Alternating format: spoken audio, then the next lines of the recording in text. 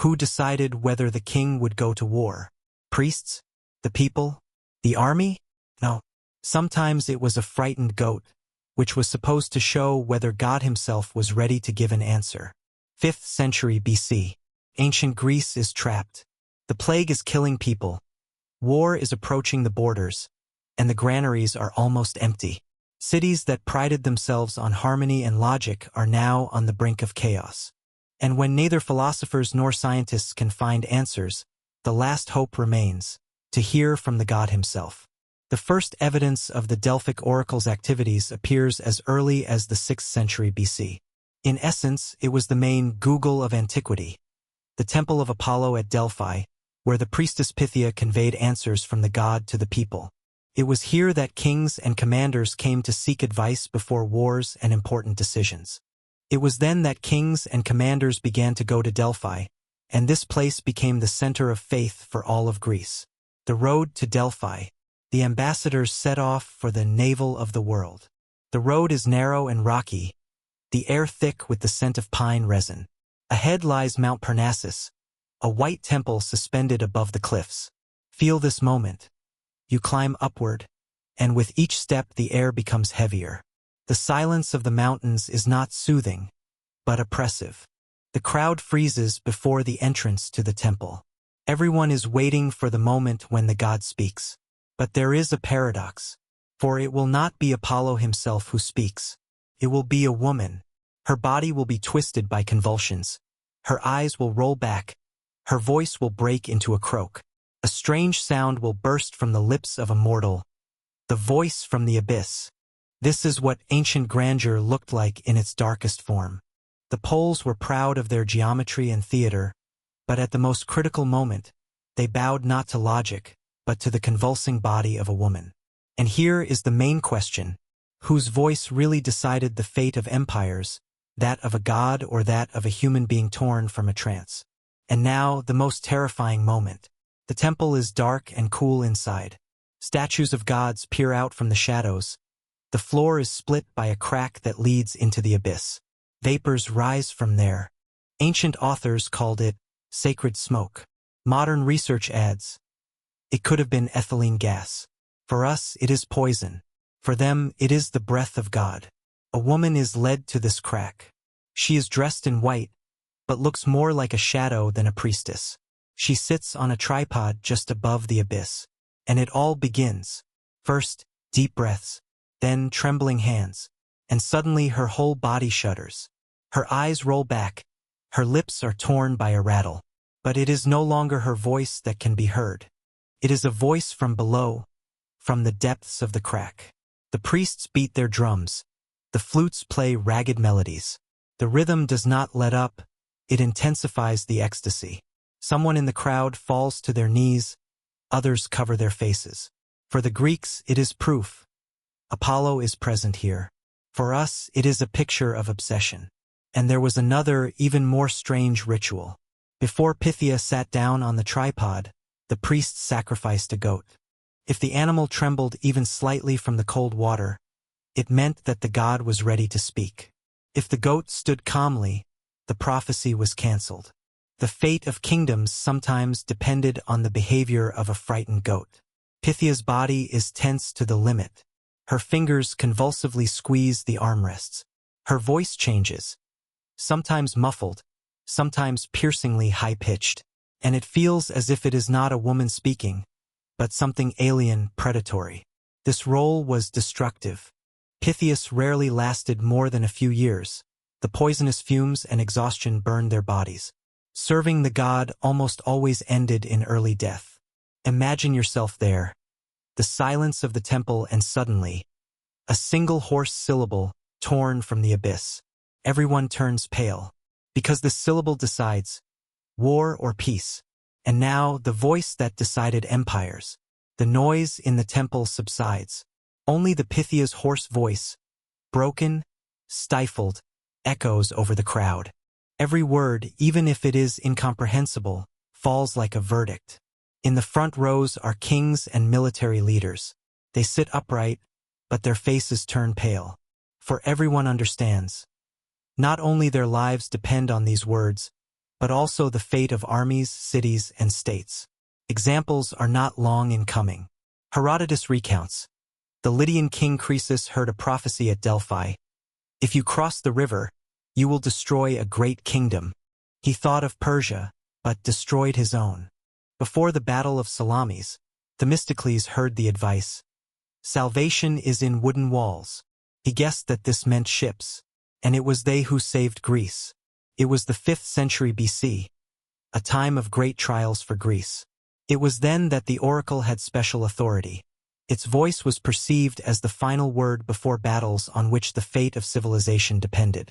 But the most shocking thing was that Pythia often did not speak in words. Her speech was like incomprehensible muttering or shouting. Ancient authors wrote that her voice resembled the roar of an animal rather than human speech. Imagine kings and commanders falling silent, listening to a cry like the roar of a beast. The priests interpreted her words. Imagine kings and generals bowing down before a few fragments of words that other people could not even make out. Even Alexander the Great came here before setting out to conquer the world. Here it is, true power. The woman sitting above the crack could change the course of history with a single wheeze. And here again is the paradox. The ancient Greeks were the creators of logic, mathematics, and medicine. But key decisions were made not in academies, but in a dark temple, listening to a body in convulsions. It was a sacred fear. It was impossible to argue. For who would dare to say, Apollo is wrong? But whose words did the kings actually hear? Those of the god or those of the priests who voiced these vague prophecies? But this is where the manipulation begins. For Pythia never spoke clearly. Her words were fragmentary, like delirium in a fever. And that's when the priests stepped in.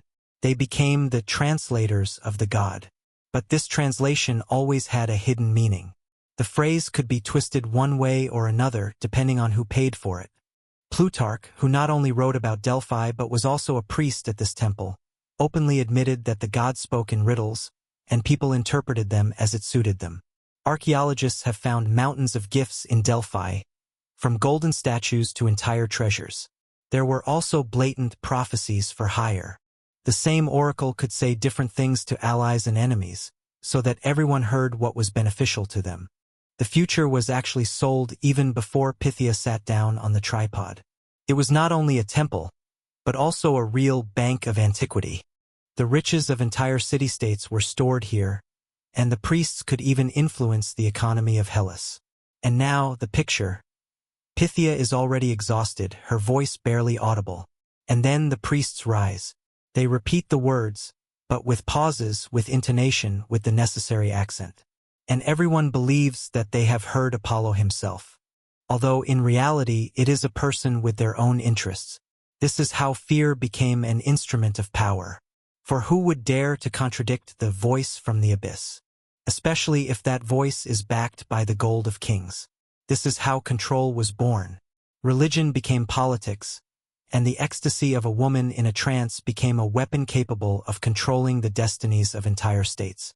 And the main question, whose voice was it? God's or humans, sold for treasure? And now a spectacle for thousands. It is a day of great celebration. The roads to Delphi are crowded. Kings, warriors, ambassadors, and ordinary pilgrims come here from all corners of Greece. Some carry gifts, grapes, bronze shields, gold. Others stand in the crowd just to hear a few words from the god. In front of the temple, there is noise and tension. Drums beat out a rhythm, flutes play long notes. A procession of priestesses in white enters the square. Several dozen figures move in sync, their faces hidden by veils. The atmosphere is not just religious. It is something like an ecstatic concert. Instead of light shows, there are the shadows of torches. Instead of music, there are cries and prayers. The crowd is in ecstasy. Some are crying, others are fainting, and some do not even dare to raise their eyes. Everyone is waiting for the main event, the appearance of Pythia. And here she is entering the temple. The crowd falls silent. A moment later, a hoarse voice echoes from inside. People fall to their knees. Shouts, cries, and prayers merge into a single wave. And then a scene that looks like a tragedy to us. for them proof of the presence of God. Chronicles mention cases when priestesses, immersed too deeply in a trance, fell and did not get up again. They died from poisonous fumes or exhaustion. For modern people, this is a tragedy. For the ancient Greeks, it was a divine sign. Apollo had taken the priestess to himself. And the most frightening thing was that the crowd applauded even when they saw death. This mass religious drama combined fear and excitement. It was these emotions that kept entire nations in submission. And the question arises, was it faith or collective submission to the voice from the abyss? And now, the consequences of this voice, sometimes terrible prophecies, destroyed people's destinies. The oracle could declare that a child would be born, a threat to the city. And then the baby was killed before it even began to live. For the Greeks, this was submission to the divine will. For us, it is a child's sacrifice of faith. Sometimes the oracle decided not only the fate of one person, but of entire nations. Before the Peloponnesian War, Delphi openly supported Sparta, and it was their words that pushed the Greeks into the greatest fratricidal conflict of the century.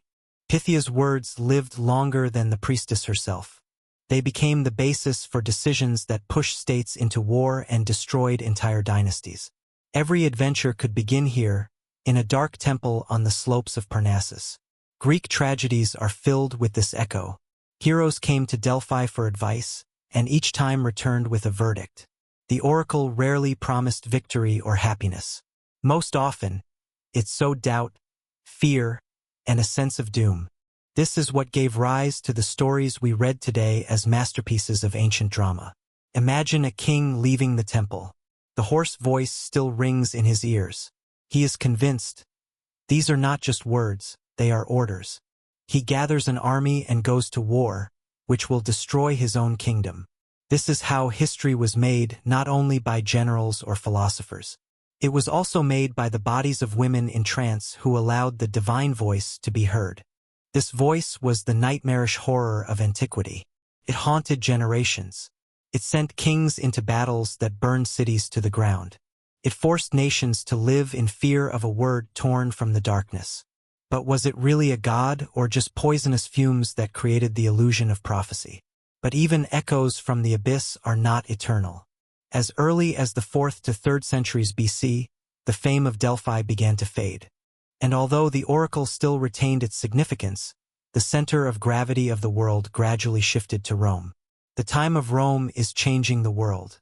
The empire stretches from Britain to Syria, laws and roads erasing old borders. Delphi is still holding on, but its glory is fading. The oracle still speaks, but its voice is no longer as loud. Roman emperors turn to Pythia more for prestige than for true faith. The prophecies become increasingly confused. The priestesses fall ill, many dying during trances. The vapors from the crevice are more poisonous than inspiring. Imagine. Not long ago, kings trembled at every word of Pythia, but now Roman emperors came here more for a bizarre show. For them, it was the exoticism of Hellas, an ancient entertainment to be boasted about among senators or guests from the provinces. They listened to the priestess's hoarse voice not as a command, but as a curiosity, like an echo of a world that was already disappearing. Decisions were no longer made in the smoke of the cracks of Parnassus. They were made in the marble halls of Rome. And finally, the ban came. In 392, Emperor Theodosius I the Great banned pagan cults and finally closed the Delphic oracle. For Christianity, Delphi was no longer a holy place, but a symbol of the demonic. Chroniclers even recorded the last prophecy of Delphi. The echo has disappeared. The temple is destroyed. The voice no longer echoes. It sounded as if God himself had admitted that he was no longer there. Imagine this decline. The once sacred crack is overgrown with weeds. The tripod is overturned and burnt. The temple stands empty. Only the wind whistles between the columns, where not long ago thousands trembled with fear and faith. But even in the silence, an echo remained. People whispered for a long time. At night in the mountains, a strange voice can be heard. A voice from the abyss. The same voice that decided the fate of kings and empires. But did it really disappear? Or did it just change its mask? And here is the last contrast. During the day, antiquity shone. Marble temples sparkled in the sun. Plato argued in the agora. Geometers drew figures in the sand. It was a world of harmony and reason. But at night, Greece was different. In the mountains, the wheezing of a woman in convulsions echoed, the smell of smoke from cracks, the beating of drums that conquered hearts. It was there that the fate of kings and cities was decided. We remember Plato and Phidias, the Parthenon and the sculptures. But their dialogues and statues were created in a world where kings waited for the words of a woman in ecstasy. The gasps from the darkness are the shadow that always stood alongside the light of antiquity. History is not only marble and grandeur. It is also nighttime horror, whispers that forced nations to go to war and live in fear. And the question remains, are we, in our world of reason, truly free from such voices? During the day, antiquity shone with marble and reason. But at night, horror. The priestesses wheeze, the smell of smoke from the crack, the beating of drums. That is where the fate of kings was decided. And what about us today? Are we really guided by reason? Or are we still waiting for voices? Only now they come not from the temple on Parnassus, but from television, social media, and experts whom we elevate to the status of prophets. Perhaps we still live in Delphi. It's just that the temple has become virtual.